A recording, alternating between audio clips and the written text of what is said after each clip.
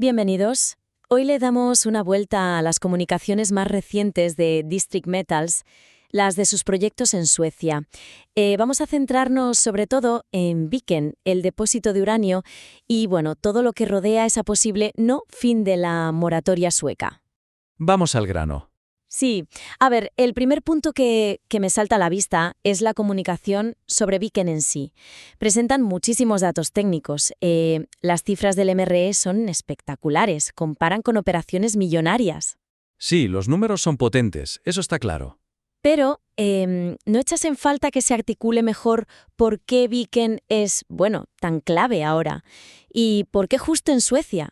Me refiero a poner más el foco en el valor estratégico, ¿no? Con el panorama geopolítico y de mercado que tenemos. Totalmente de acuerdo.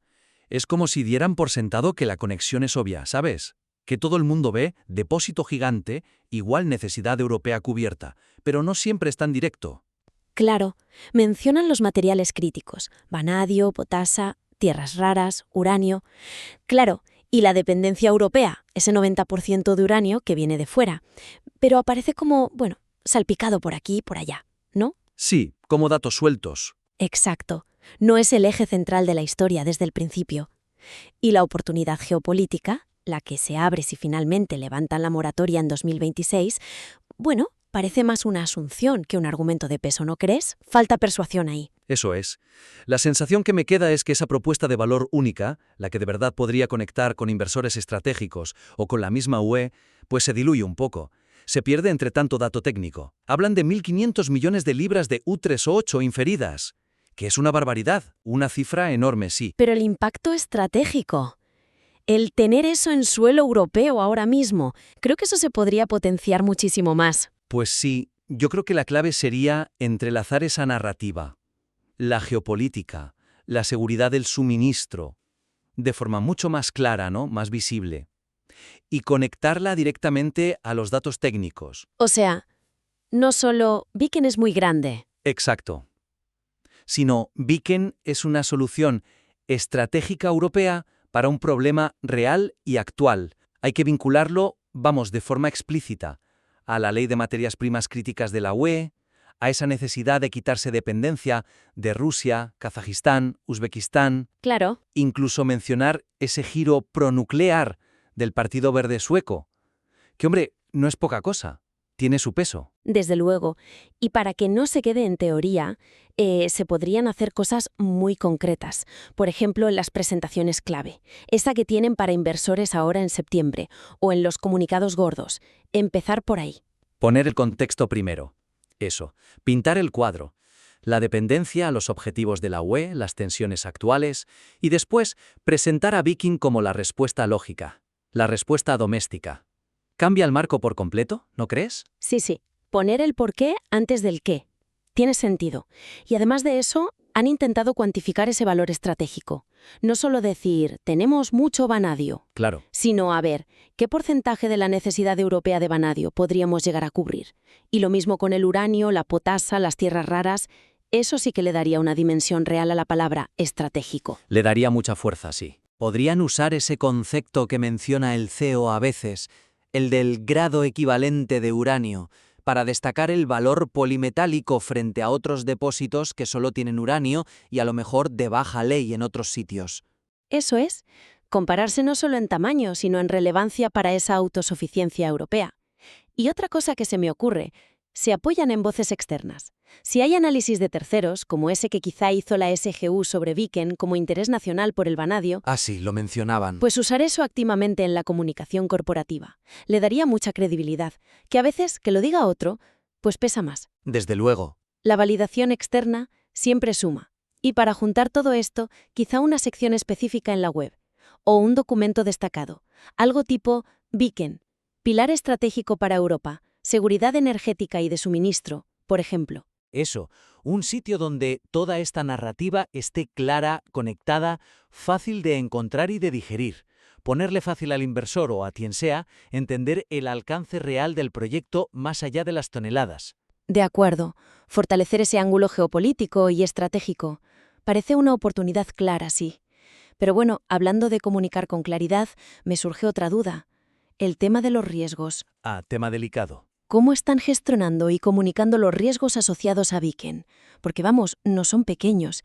Si piensas en la posible oposición local o los desafíos técnicos de trabajar con las pizarras negras. Es un punto crucial, sí. Son transparentes y proactivos con eso, porque si no, la confianza se puede ir al traste muy rápido. ¿Qué has visto tú ahí? Pues veo que mencionan los riesgos generales, lo típico que ponen en las declaraciones prospectivas, ¿no? Moratoria, volatilidad del mercado, financiación, lo estándar. Sí, la letra pequeña habitual. Pero los riesgos más específicos de Viken, por ejemplo, la posibilidad real de un veto municipal, incluso si se levanta la moratoria a nivel nacional, o la complejidad metalúrgica y ambiental de las pizarras negras, recordando casos como Randstad, o las dudas técnicas que se leen por ahí en foros. Ya. ¿Y cómo tratan esos temas? Pues me da la sensación de que se tratan de forma más reactiva. Salen en entrevistas y les preguntan en hilos de Reddit, pero no veo un plan de mitigación claro y detallado, presentado de forma proactiva en los materiales centrales de la empresa. Entiendo. O sea, esperan a que surja la pregunta en vez de poner ellos las cartas sobre la mesa desde el principio. Y eso es arriesgado, claro. Pierdes el control de cómo se cuenta la historia. Exacto. La preocupación sobre el veto municipal, por ejemplo, y si esa definición de actividades a pequeña escala les aplicaría o no con las concentraciones de uranio que tienen, es una duda legítima que está ahí fuera. Ignorarla o minimizarla no creo que ayude mucho. Justo. Se nota cierto optimismo, ¿no? Sobre futuros cambios legislativos, como eso de reclasificarlo como instalación nuclear para saltarse el veto, o sobre avances tecnológicos que solucionarán los retos de las pizarras. Pero, claro, el optimismo por sí solo no es un plan. No, desde luego. Falta mostrar el cómo. ¿Cómo piensan abordar esos desafíos concretos? Aquí la sugerencia parece bastante clara, ¿no? Abordar estos riesgos de frente, crear un espacio en la comunicación principal, ya sea en la web, en la presentación corporativa, un sitio dedicado explícitamente a los riesgos clave. Veto municipal, metalurgia, impacto ambiental, eso es. Y lo más importante, explicar las estrategias de mitigación que tienen pensadas o que ya están en marcha. Eso demostraría preparación, transparencia y, bueno, quitaría argumentos a los que puedan ser críticos. Sí, creo que eso generaría mucha más confianza. Y se puede hacer de forma muy práctica. Por ejemplo, esa sección de gestión de riesgos y mitigación. Ahí, explicar claramente la situación del veto municipal. ¿Qué dice la ley ahora? ¿Qué están haciendo ellos para argumentar que Viken debería tratarse de otra forma? ¿Y qué planes tienen para relacionarse con la comunidad local en Gemplan? Claro, ser proactivos, no esperar a que estalle un problema. Exacto. Y con los temas técnicos y ambientales, pues lo mismo. Tienen estudios metalúrgicos recientes con buenos resultados. Pues resumirlos bien. Destacar esas recuperaciones del 80-90% para uranio y vanadio, si es así. Explicar por qué Viken es diferente del caso histórico de Randstad, si lo es. Claro. Y describir cómo sería la gestión ambiental, esa idea de minería tipo strip mine con restauración simultánea, o que la roca sea blanda y no necesite voladuras, detalles que importan. Justo ahí es donde pueden encajar datos más recientes. Por ejemplo, mencionaban hace poco resultados de estudios geofísicos, ¿no? Como el Mobile MT, o incluso esos datos de reconocimiento con UAV que comentaban ahora en septiembre. Ah, sí, los del estudio aéreo. Pues esos estudios no solo sirven para definir mejor el recurso, se pueden comunicar como herramientas para entender mejor la geología, la hidrología y, por tanto, para mitigar riesgos antes de empezar. Es una buena forma de darle la vuelta, sí. Usar los datos técnicos no solo para vender el potencial, sino también para demostrar rigor en la gestión de riesgos.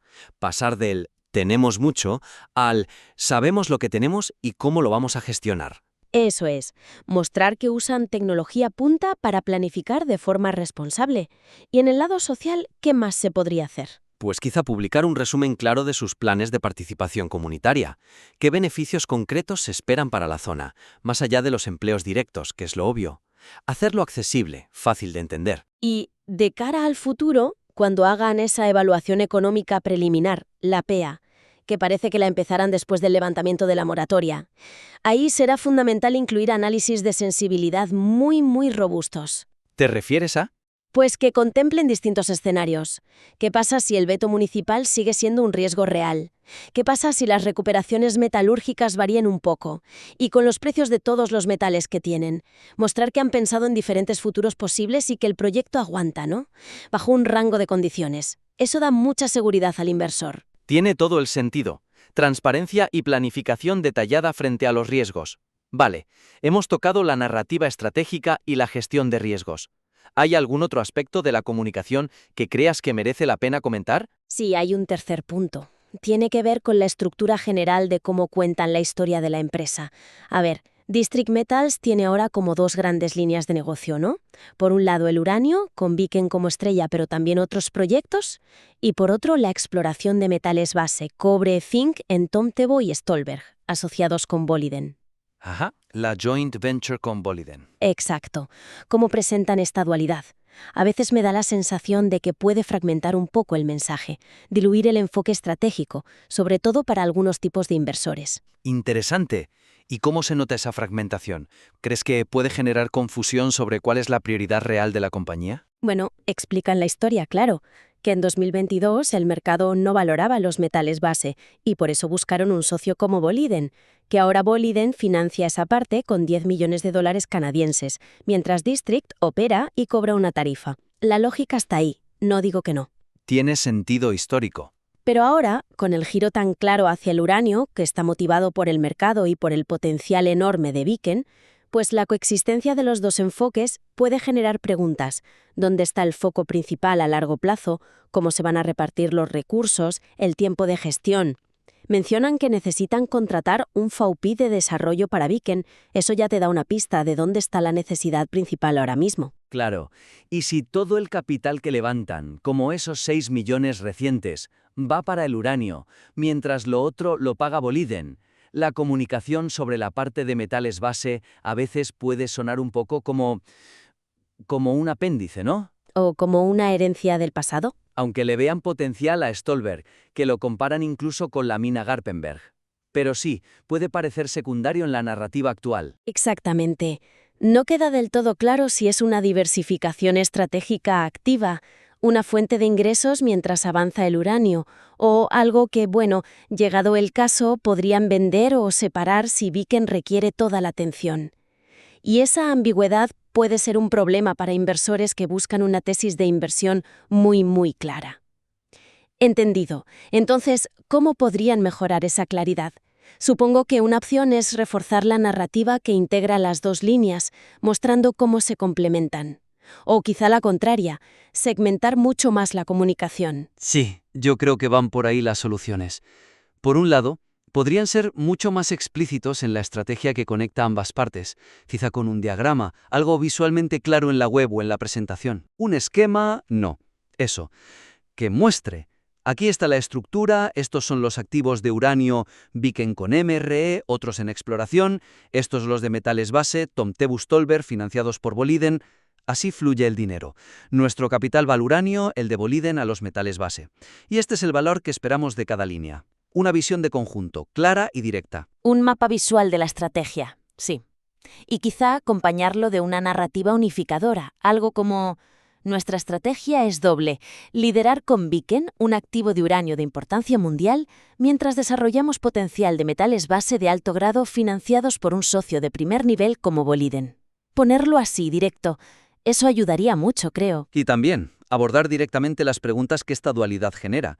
Crear una sección de preguntas frecuentes o de FAQs o de estrategia donde planteen escenarios claros. Por ejemplo, ¿Qué pasa si? exacto, ¿qué pasará con la Jubi de Boliden si Viken requiere toda la atención y capital tras levantarse la moratoria?